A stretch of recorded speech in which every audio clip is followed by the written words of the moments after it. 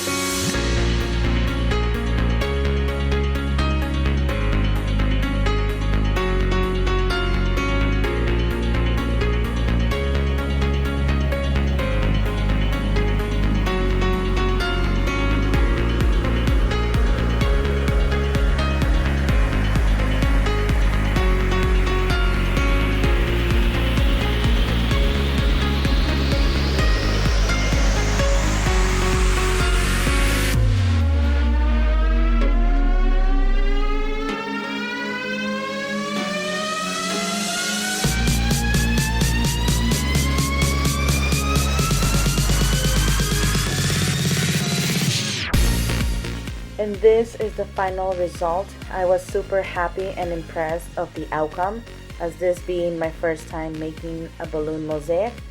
This took me a total of 3 days to do, so with time and patience it can be done. Let me know if you like this video by commenting down below, like and subscribe to my channel, and click on the notification bell to let you know when I upload new content. Thank you for watching, and I hope you enjoyed this video.